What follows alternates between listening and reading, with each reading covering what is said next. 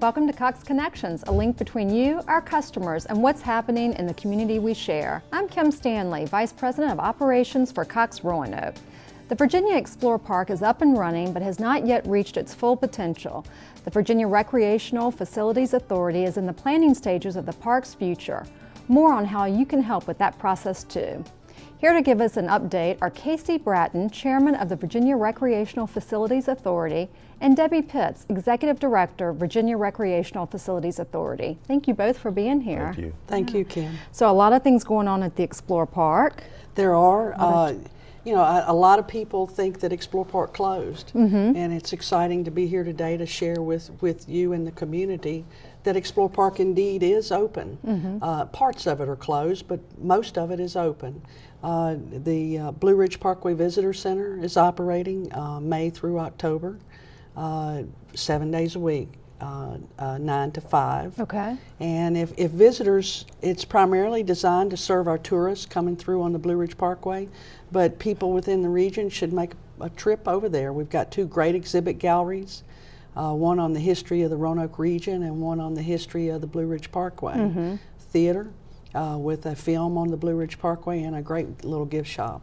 So, Okay, that's great. if you like the outdoors, we have 9 miles of mountain bike trails open from beginner, intermediate, advanced, and endurance levels. And we also have a 1-mile hiking trail open. Okay. It's great for families. It's interpreted, so as you go through, you can tell what the trees are along the trail.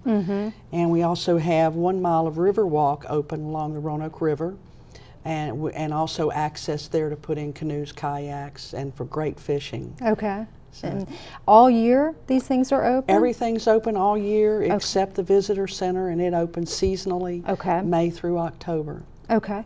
And what about future development? Any concrete plans on future development? Well, I'll let KC share with you the plans for the Okay. future. A year and a half before Mr. Vandermaiden, and I'm assuming that your audience is familiar with the plans that we had before Mr. Vandermaiden and Blue Ridge America, where there was going to be a huge development at Explorer Park. A year and a half before that, the then chairman, Fred Anderson, asked us to start a Plan B process. And during that Plan B phase, we talked with approximately 18 to 20 professionals in and around the community, around the Roanoke Valley, economic development professionals and planning professionals. We came together as a group and we talked about the future of the park. Some of those plans were to provide adventure opportunities for kids, as well as some public-private partnership opportunities, in particular for communication towers and things of that nature. We just signed a contract to open up communications at the park with a company to open up communications in and around the park and along the Blue Ridge Parkway. As part of that process with Mr. Vandermaiden and VLH, we were entitled to have all of his planning studies, all of his economic development impact studies and things of that nature. The park is just now in receipt of those plans, and they've opened up some other opportunities for us to move forward on probably a more smaller version of a Blue Ridge America plan. So we're going to be looking at those in the near future to determine if there's anything in there that we can use of value. Okay. So that's pretty much the future of the park is progressing slowly, but we're excited about the opportunities from our engagement with VLH and Mr. Vandermaiden. It does sound like a great opportunity for the Explorer Park. Can anyone get involved in the planning process on, at your level, or just be a part of the Explorer Park? Well, we've been having folks contact Debbie and myself about different opportunities, and we're in the process of vetting those opportunities. It's just right now, it's just a call. Call us and let us know what your ideas are, and we'll make sure that those make their way before the board of the VRFA, which is the governing body of the Explorer Park. So we get that information in from those individuals, and what we'd like to do is look at them and make sure that they fit within our master plan. And if they do, then we'll extend it. We'll provide you an opportunity to come to the board, present, and if we like those plans, we'll move forward. But right now, we're probably gonna look more at what was left behind by Mr. Vandermaiden. And that was the full intention of our interaction with him was to get those sort of things that the board at the time could not afford to pay for, which is a lot of your planning studies and your economic development studies. So.